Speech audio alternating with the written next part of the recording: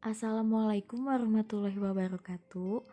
Kami dari kelompok 4 dengan anggota saya Ayu Restiani, Gina Trifitriani, Niki Wanda Sobari, dan Sela Oktavia Zahra. Di sini kami akan memaparkan tentang model pembelajaran kontemporer.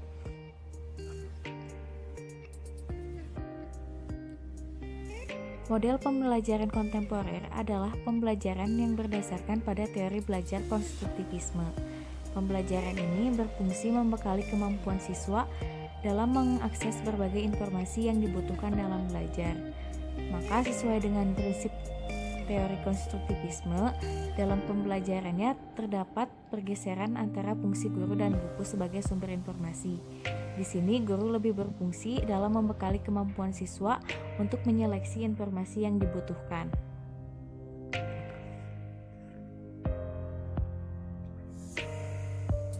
Terdapat beberapa jenis model pembelajaran kontemporer. Di antaranya ada model pembelajaran konstekstual atau yang biasa disebut CTL. Menurut Nur Hadi, CTL adalah konsep belajar yang mendorong guru untuk menghubungkan antara materi yang diajarkan dan situasi dunia nyata siswa. Jadi, dapat disimpulkan bahwa CTL adalah konsep belajar yang membantu guru dalam mengaitkan antara materi yang diajarkannya dengan situasi dunia nyata siswa dan mendorong siswa membuat hubungan antara pengetahuan yang dimilikinya dengan penerapan kehidupan sehari-hari. Asumsi dari model pembelajaran CTL ini bahwa peran siswa dalam pembelajaran adalah sebagai subjek pembelajar yang menemukan dan membangun sendiri konsep-konsep yang dipelajarinya. Jadi belajar bukan hanya menghafal dan mengingat fakta-fakta, tapi belajar adalah upaya untuk mengoptimalkan potensi siswa baik dari aspek afektif, kognitif maupun psikomotor. Tujuan dari model pembelajaran CTL ini yaitu untuk membantu siswa dalam memahami makna yang ada pada bahan ajar, agar siswa tersebut bukan hanya sekedar menghafal tetapi perlu adanya pemahaman. Menekankan pada pengembangan minat pengalaman siswa, melatih siswa agar dapat berpikir kritis dan terampil dalam memproses pengetahuan, agar pembelajaran lebih produktif dan bermakna. Untuk mengajak anak pada suatu aktivitas yang mengaitkan materi akademik dengan konteks kehidupan sehari-hari, dan agar siswa secara individu dapat menemukan dan mentransfer informasi kompleks dan siswa dapat menjadikan informasi itu miliknya sendiri.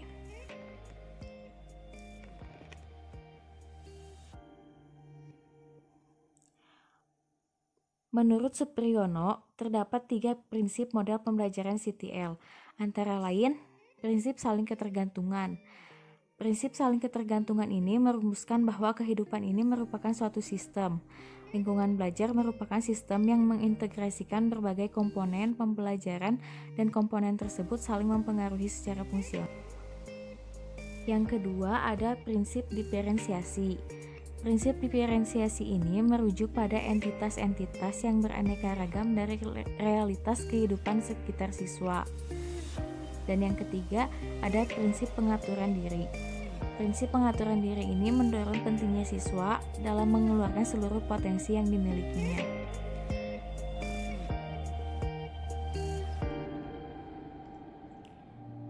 Selanjutnya, ada sintak atau langkah-langkah dari model pembelajaran CTL. Yang pertama, kembangkan pemikiran bahwa anak akan belajar lebih bermakna dengan cara bekerja sendiri, menemukan sendiri, dan mengkonstruksi sendiri pengetahuan dan keterampilan barunya. Kedua, laksanakan sejauh mungkin kegiatan inquiry untuk semua topik. Ketiga, kembangkan sifat ingin tahu siswa dengan bertanya. Keempat, ciptakan masyarakat belajar. Yang kelima, hadirkan model sebagai contoh pembelajaran. Yang keenam, lakukan refleksi di akhir pertemuan. Dan yang ketujuh, lakukan penilaian yang sebenarnya dengan berbagai cara. Ciri khas dari model pembelajaran CTL ini adalah sebagai berikut. Yang pertama ada modeling, yaitu pemusatan perhatian, motivasi, penyampaian kompetensi tujuan, pengarahan petunjuk, rambu-rambu, contoh. yang kedua ada questioning, yaitu eksplorasi, membimbing, menuntun, mengarahkan, mengembangkan, evaluasi, inquiry, dan generalisasi. Yang ketiga ada learning community, yaitu seluruh siswa berpartisipasi dalam belajar kelompok dan individual. Yang keempat ada inquiry, yaitu identifikasi, investigasi, hipotesis, generalisasi. Dan yang kelima ada konstruktivisme, yaitu membangun pemahaman sendiri dan mengkonstruksi konsep aturan, analisis, sintesis. Yang keenam ada reflection, yaitu review, rangkuman, dan tindak lanjut. Dan yang terakhir ada authentic assessment, yaitu penilaian selama proses dan seusai pembelajaran harus dilakukan secara objektif dan dilakukan dengan berbagai cara untuk mendapatkan hasil yang benar mewakili kompetensi siswa.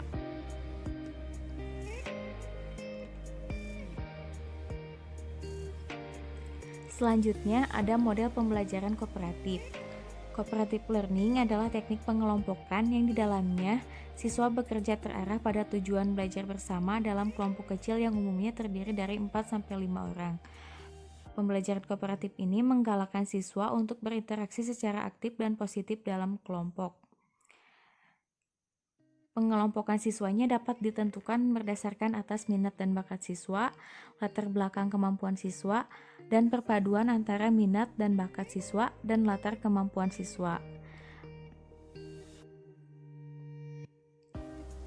Menurut Roger dan David Jensen, dalam rumusan ini ada 5 prinsip model pembelajaran kooperatif.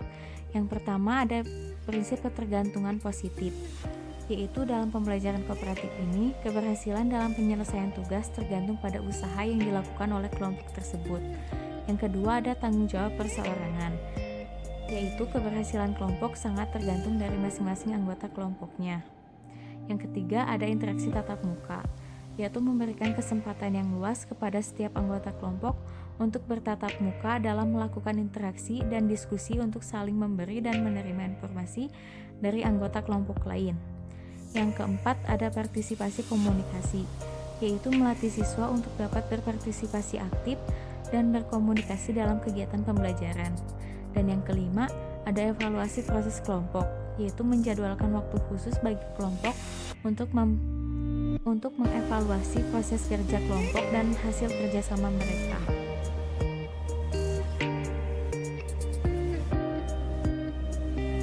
Selanjutnya ada model-model pembelajaran kooperatif.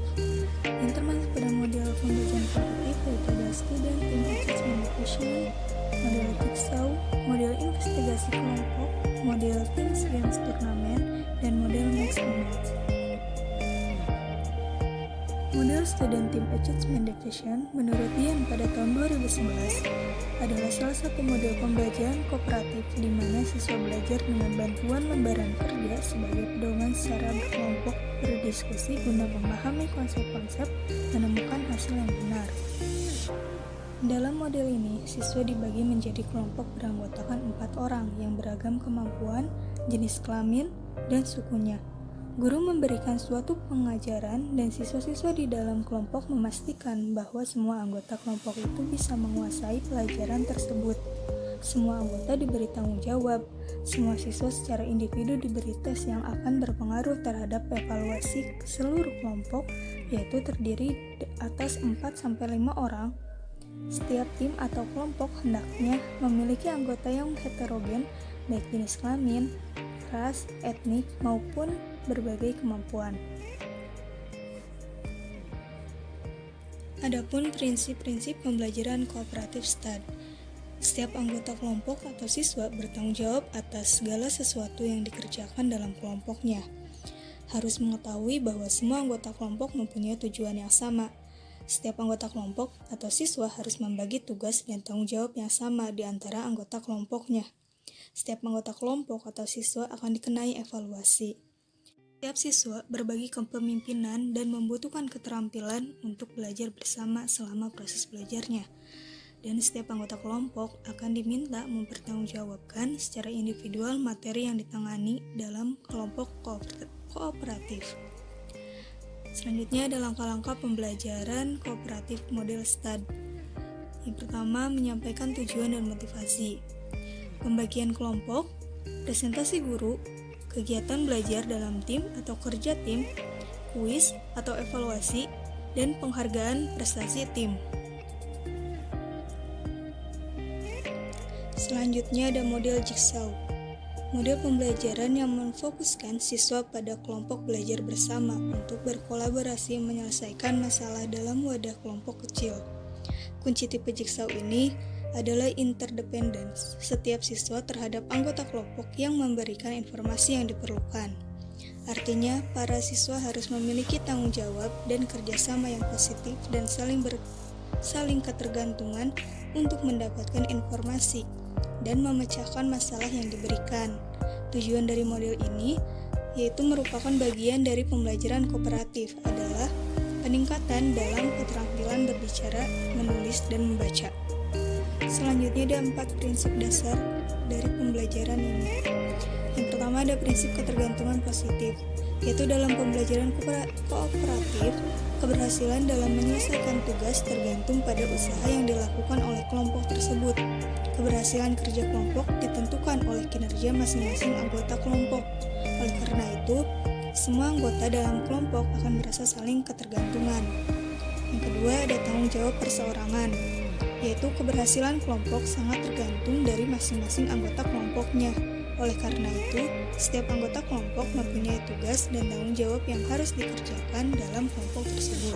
Yang ketiga ada interaksi tatap muka, yaitu memberikan kesempatan yang luas kepada setiap anggota kelompok untuk bertatap muka, melakukan interaksi dan diskusi untuk saling memberi dan menerima informasi dari kelompok lain. Dan yang keempat ada partisipasi dan komunikasi, yaitu melatih siswa untuk dapat berpartisipasi aktif dan berkomunikasi dalam kegiatan pembelajaran. Selanjutnya ada langkah atau sintak dalam aktivitas model pembelajaran kooperatif tipe jigsaw ini. Yang pertama ada membentuk kelompok heterogen yang beranggotakan 4-6 orang. Yang kedua, tiap orang dalam kelompok diberi subtopik yang berbeda. Yang ketiga, setiap kelompok membaca dan mendiskusikan subtopik masing-masing dan menetapkan anggota ahli yang akan bergabung dalam kelompok ahli. Yang keempat, anggota ahli dari masing-masing kelompok berkumpul dan mengintegrasikan semua subtopik yang telah dibagikan sesuai dengan banyaknya kelompok. Yang kelima, kelompok ahli berdiskusi untuk membahas topik yang diberikan dan saling membantu untuk menguasai topik tersebut. Yang keenam, setelah memahami materi, kelompok ahli menyebar dan kembali ke kelompok masing-masing, kemudian menjelaskan materi kepada rekan-rekan kelompoknya. Yang ketujuh, tiap kelompok mempresentasikan hasil diskusi. 8. Guru memberikan tes individual pada akhir pembelajaran tentang materi yang telah didiskusikan. Dan yang ke-9, penutup, yaitu siswa mengerjakan tes individual atau kelompok dengan langkah mencakup semua topik. Selanjutnya ada model investigasi kelompok atau group investigation. Jadi model ini itu jenis pembelajaran kooperatif yang bertujuan untuk membina mental, tanggung jawab, dan bekerja sama dalam kelompok. Siswa dibina untuk saling menghargai pendapat anggota kelompok dan membiasakan untuk berani mengemukakan pendapat. Secara umum, perencanaan pengorganisasian kelas dengan menggunakan teknik kooperatif group investigation adalah kelompok dibentuk oleh siswa itu sendiri dengan beranggotakan 2-6 orang. Selanjutnya ada prinsip model group investigation menurut Udin S. Winata Putra. Jadi pengajar seyogyanya membimbing dan mengarahkan kelompok melalui 3 tahap, yaitu yang pertama tahap pemecahan masalah, yang kedua tahap pengelolaan kelas, dan yang ketiga tahap pemaknaan secara perorangan. Adapun langkah-langkah dalam pembelajaran dengan teknik group investigation ini, yang pertama ada refleksi topik, yaitu peserta didik memilih berbagai subtopik. Peserta didik diorganisasikan menjadi 2-6 anggota setiap kelompok yang berorientasikan tugas. Yang kedua, merencanakan kerjasama. Jadi peserta didik bersama-sama dengan guru merencanakan sebagai prosedur belajar dengan konsisten dengan topik yang telah dipilih. Yang ketiga, ada implementasi. Jadi peserta didik melaksanakan rencana kegiatan yang telah dirumuskan. Yang keempat, ada penyajian hasil akhir. Jadi semua kelompok menyajikan suatu presentasi yang menarik dari berbagai topik yang telah dipelajari. Dan yang terakhir, yang kelima, ada evaluasi. Jadi guru dan siswa melakukan evaluasi. Selanjutnya, model make and match atau membuat pasangan. Di penerapan model ini dimulai dengan teknik, yaitu siswa disuruh mencari pasangan kartu yang merupakan jawaban atau soal sebelum batas waktunya. Siswa yang dapat mencocokkan kartunya diberi poin. Tujuannya untuk melatih peserta didik agar lebih cermat dan lebih kuat pemahamannya terhadap suatu materi pokok. Karakteristik model pembelajaran make a match menurut Rusman tahun 2011 ada 3. Yang pertama, mengajak siswa bermain sambil belajar. Yang kedua, membuat siswa menjadi aktif, kreatif, dan inovatif. Yang ketiga, memberikan kesempatan kepada siswa untuk berinteraksi dengan teman-temannya dan meningkatkan motivasi belajar siswa. Adapun langkah-langkah atau sintak dalam pembelajaran make a match ini. Yang pertama, guru menyiapkan beberapa kartu yang berisi beberapa konsep atau topik yang cocok. Yang kedua, setiap siswa mendapatkan satu kartu dan memikirkan jawaban atau soal dari kartu yang dipegang. Yang ketiga, siswa mencari pasangan yang mempunyai kartu yang cocok dengan kartunya, kartu soal atau kartu jawaban. Yang keempat, siswa yang dapat mencocokkan kartunya sebelum batas waktu diberi poin. Yang kelima, setelah satu babak kartu, dikocok lagi agar tiap siswa mendapat kartu yang berbeda dari sebelumnya, demikian seterusnya. Yang keenam, baru diberikan kesimpulannya. Selanjutnya ada model TGT atau Team Games Tournaments, yaitu salah satu tipe pembelajaran kooperatif yang menempatkan siswa dalam kelompok belajar yang beranggotakan 5-6 orang siswa yang memiliki kemampuan, jenis kelamin, dan suku kata atau ras yang berbeda. Menurut Slavin, pembelajaran kooperatif tipe TGT ini terdiri dari 5 langkah tahapan, yaitu tahap penyajian kelas, belajar dalam kelompok, permainan, pertandingan, dan penghargaan kelompok. Selanjutnya ada ciri-ciri model TGT ini menurut Slavin ada 3. Yang pertama, siswa bekerja dalam kelompok-kelompok kecil. Yang kedua, games turnamen. Yang ketiga, penghargaan kelompok. Selanjutnya, ada 4 tahapan atau sintak dalam pelaksanaan pembelajaran TGT ini menurut Slavin dalam skripsi Ernie Yunika Putri tahun 2011. Yang pertama, tahap menyampaikan informasi atau presentasi klasikal. Yang kedua, tahap pembentukan tim atau pengorganisasian kelompok. Yang ketiga, tahap permainan atau game turnamen. Yang keempat, tahap pemberian penghargaan kelompok. Nah, selanjutnya model pembelajaran berbasis masalah atau PBM. Menurut Tan 2003, pembelajaran berbasis masalah merupakan inovasi dalam pembelajaran karena dalam PBM kemampuan berpikir siswa betul-betul dioptimalisasikan melalui proses kerja kelompok atau tim yang sistematis, sehingga siswa dapat memperdayakan, mengasah, menguji, dan mengembangkan kemampuan berpikir secara berkesinambungan.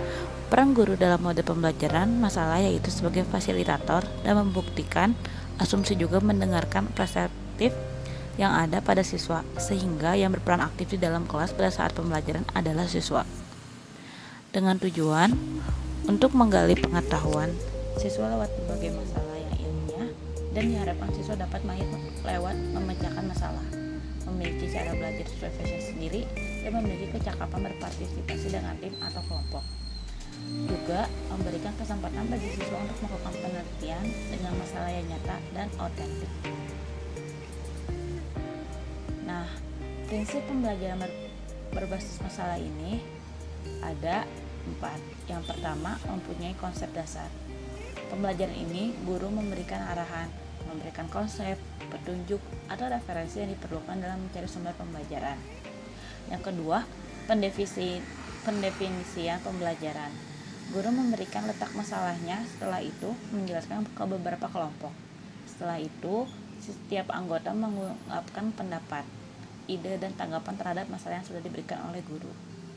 Setelah itu, guru menyeleksi pendapat para muridnya yang paling terarah atau fokus kepada masalah yang dibahas. Lalu, guru membagi ke beberapa kelompok untuk mencari referensi dalam memecahkan masalah. Yang ketiga, ada pembelajaran mandiri. Setiap dari individu mencari berbagai sumber yang dapat memperjelas masalah dari buku atau artikel di perpustakaan, internet, atau guru yang relevan untuk memecahkan masalah. Dan yang terakhir, pertukaran pengetahuan. Setelah setiap individu mendapatkan referensi dari berbagai sumber, Maka untuk pertemuan selanjutnya, siswa bersama kelompoknya mengklarifikasi capaiannya dan merumuskan dari permasalahan. Selanjutnya, ada langkah-langkah dari pembelajaran berbasis masalah. Yang pertama ada 5 fase. Yang pertama ini orientasi siswa pada masalah. Guru menyampaikan tujuan pembelajaran, menjelaskan logistik, bahan dan alat, apa yang diperlukan bagi penyelesaian masalah, serta memberikan motivasi kepada siswa agar menaruh perhatian terhadap aktivitas penyelesaian masalah. Yang kedua, mengorganisasi siswa untuk belajar. Guru membantu siswa mendefinisikan dan mengorganisasikan pembelajaran agar relevan dengan penyelesaian masalah. Selanjutnya, membimbing penyelidik, individu maupun kelompok. Guru mendorong siswa untuk mengumpulkan informasi yang sesuai, melaksanakan eksperimen untuk mendapatkan penjelasan dan pemecahan masalah. Yang keempat, adanya pengembangan dan menyajikan hasil karya. Guru membantu siswa dalam perencanaan dan perwujudan hasil yang sesuai dengan tugas yang diberikan, seperti laporan, dan membantu mereka untuk berbagi tugas dengan temannya. Yang terakhir, fase kelima ini menganalisis dan mengevaluasi proses dan hasil pemecahan masalah. Guru membantu siswa untuk melakukan refleksi terhadap hasil penyelidikannya setelah proses-proses pembelajaran telah dilaksanakan.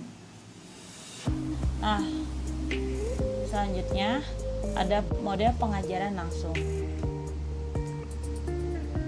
Pembelajaran langsung ini menjadikan siswa lebih aktif, bersemangat, bermutu, dan berdaya guna. Hal ini akan terjadi karena pengajaran langsung menggunakan perencanaan dan pelaksanaan yang sangat hati-hati dari guru. Model pembelajaran ini mengajarkan siswa bukan hanya mampu menghafal, akan tetapi juga diharapkan mampu dan dapat mengimplementasikan apa yang telah mereka pelajari sebelumnya. Dengan tujuan, pembelajaran langsung ini sangat cocok ketika guru bertujuan untuk memberikan penekanan pada suatu materi yang mendeskripsikan konsep utama dan mengkoneksikan setiap konsep tersebut dengan konsep lainnya.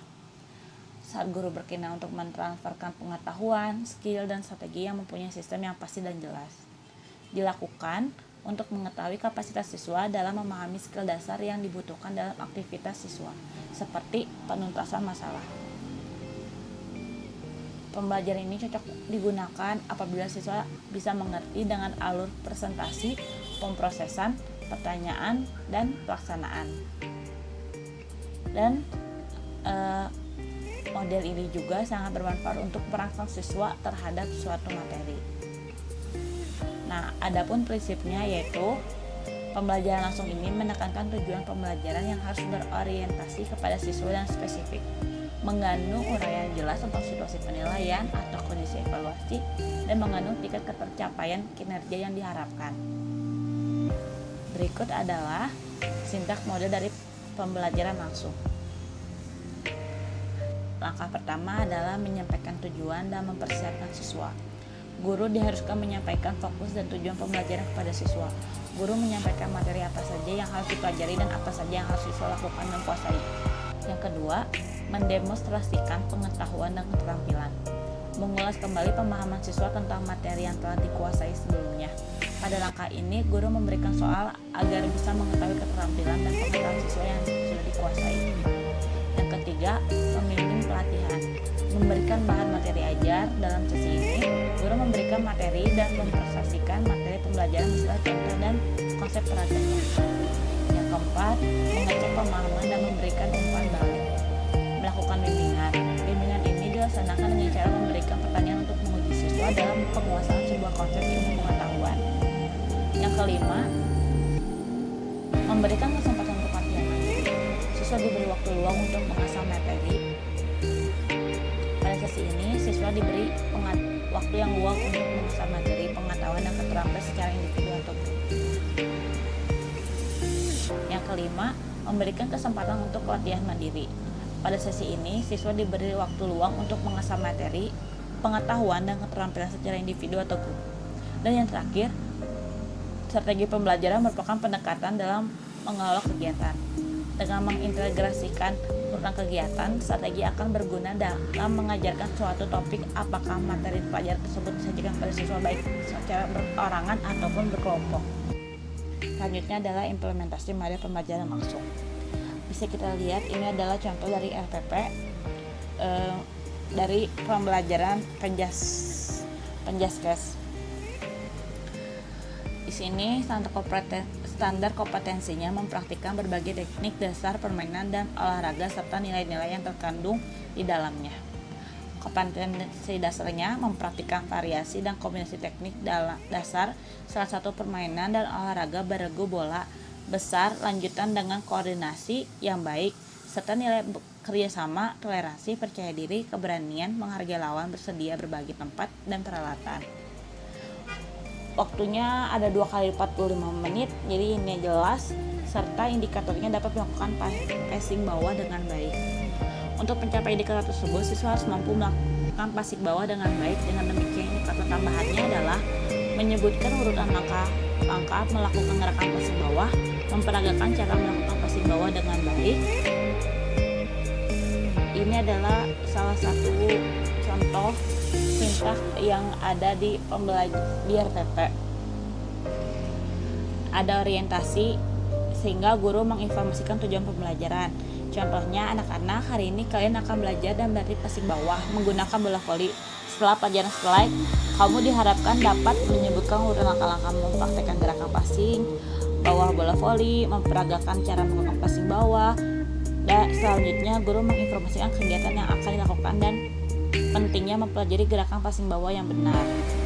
Juga guru menginformasikan hal-hal yang harus diperhatikan siswa dalam gerakan passing bawah yang benar.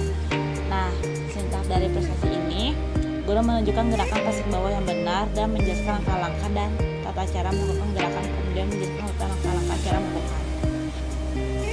Mungkin sekian dari kelompok kami. Terima kasih atas perhatiannya. Mohon maaf apabila banyak kekurangan atau kesalahan. Wassalamualaikum warahmatullahi wabarakatuh.